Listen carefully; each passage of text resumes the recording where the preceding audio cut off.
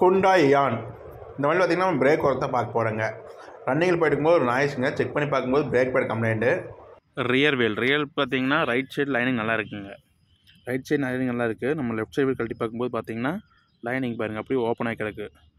இப்படி ஓப்பன் ஆகி கிடக்கும்போது கரண்ட்டு லைட்டாக மிஸ் ஆகி கீழே விழுந்ததுன்னா பிரேக் இப்படி லாக் ஆயிருங்க. வீல் சுத்தாது, அப்படி லாக் ஆகி நினைக்கும். பார்த்தீங்கன்னா ட்ரம்மு ஃபேஸ் பண்ணி போட்டு தான் ஆகணும்.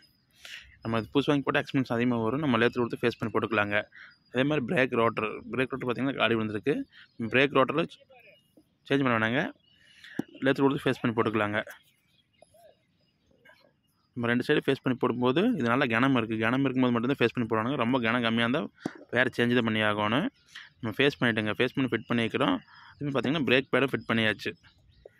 பிரேக் பேடு பாருங்கள், பிரேக் பேட் சேஞ்ச் பண்ணியாச்சு. நம்ம பார்த்திங்கன்னா வண்டியில் ஏற்றின பிரேக் பேடோட அளவு பார்த்திங்கன்னா புதுசு ஓட்டுக்கிற பிரேக் பேடோட அளவு பார்த்துக்க எவ்வளோ இருக்குன்னு.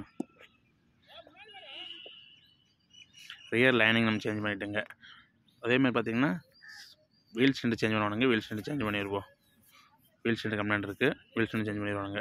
நம்ம பிரேக் பேட் சேஞ்ச் பண்ணி பிரேக் ட்ரம் ஃபேஸ் பண்ணி வைக்கிறீங்க. அதேமாதிரி பிரேக் ரோட்டர்லாம் ஃபேஸ் பண்ணி வண்டி நம்ம ட்ரைல் பாட்டுக்கிறோங்க. எப்போவுமே பிரேக் வேலை செஞ்சோடனேயுமே ஃபஸ்ட்டு பிரேக் அடிக்கும்போது கொஞ்சம் தள்ளி போய் நிற்கிற மாதிரி தான் இருக்குங்க வண்டி.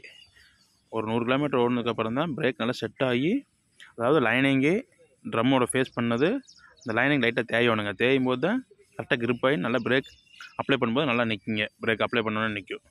கொஞ்சம் ஃபஸ்ட்டு கொஞ்சம் தள்ளி போய் நிற்கிற மாதிரி இருக்குங்க.